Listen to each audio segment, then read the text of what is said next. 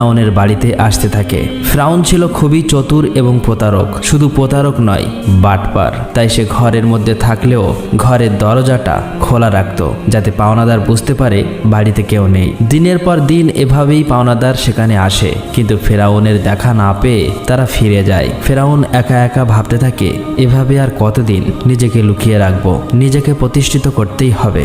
সেই সময় মিশর ছিল অর্থনৈতিক দিক থেকে বিশ্বের সেরা। অতঃপর ফেরাউন পাওনাদারের ভয়ে রাতের গভীর আধারে বলক থেকে মিশরের উদ্দেশ্যে লুকিয়ে রওনা হলেন। সারা রাত অনেক পথ অতিক্রম করার পর শেষ পর্যন্ত মিশরে পৌঁছালো। কিছু দূর যাবার পর তার বন্ধু হামানের সাথে সাক্ষাৎ হলো। তাকে দেখা মাত্রই হামান জিজ্ঞাসা করলো, প্রিয় বন্ধু, তুমি এখানে কেন? তোমার কি অবস্থা? তখন ফেরাউন বলল, বন্ধু হামান, আমি খুবই মুসিবতের মধ্যে আছি।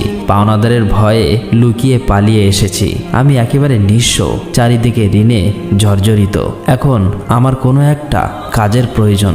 তখন হামান বলল, ফেরাউন, আমারও একই অবস্থা, আমার একটা কাজের প্রয়োজন। অতঃপর ফেরাউন ও হামান কাজের সন্ধানে বেরিয়ে পড়লেন। কিছু পথ অতিক্রম করার পর তারা ক্ষুধায় এবং তৃষ্ণায় কাতর হয়ে পড়েছিল। দূরে লক্ষ্য করে দেখলো একটি লোক তরমুজ খেতে তরমুজ কাটার কাজ করছে। তখন ফেরাউন ও হামান ধীরে ধীরে সেই তরমুজ ক্ষেতের সামনে গিয়ে বলল, চাচা যান, আমরা খুবই ক্ষুধার্ত, আমাদের কিছু তরমুজ খেতে দেবেন? এই কথা শোনা মাত্র লোকটি তাদের তরমুজ খেতে দিল।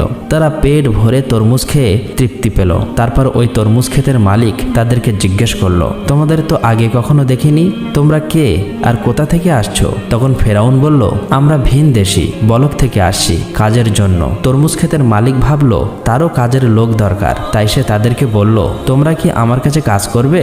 হামান বলল, অবশ্যই কাজ করব। তখন তরমুজ ক্ষেতের মালিক বলল, আমার কাছে কাজ করতে হলে সৎভাবে কাজ করতে হবে, চুরি করা যাবে না। ফেরাউন ছিল প্রতারক, তাই সে চালাকি করে বলল, আমি জীবনে কখনো মিথ্যা বলিনি, আর চুরি তো দূরের কথা। এইভাবে বিভিন্ন চালাকি পন্থা অবলম্বন করে ফেরাউন ও তার বন্ধু হামান তরমুজ ক্ষেতের মালিকের মন জয় করে, কাজে নিযুক্ত হলো। পরের দিন থেকে ফেরাউন ও হামান তরমুজ নিয়ে বাজারে যায়। বাজার থেকে তরমুজগুলো বেশি দামে বিক্রি করে মালিকের কাছে বেশি লাভ দেখায়। এভাবেই আরো বেশি মালিকের মন জয় করে নেয়। বেশ কিছুদিন অতিবাহিত হয়ে গেল। একদিন ফেরাউন ওই ক্ষেতের মালিককে বলে, চাচা যান, আপনি তরমুজগুলো পিস হিসাবে আমাকে বিক্রি করুন, তাহলে আপনার আরো বেশি লাভ হবে। ক্ষেতের মালিক তার কথায় রাজি হয়ে গেল। অতঃপর পরের দিন থেকে ফেরাউন তরমুজগুলো আবারও বাজারে বিক্রি করতে নিয়ে গেল। ফেরাউন তরমুজগুলো পিস হিসাবে কিনত, মাঝে মধ্যে কিছু তরমুজ চুরিও করত এবং বাজারে এসে তরমুজগুলো কেটে টুকরো টুকরো করে চড়া দামে বিক্রি করত। এভাবেই চালাকি করে ফেরাউন অনেক টাকা উপার্জন করলো। একদিন রাতে ফেরাউন তার বন্ধু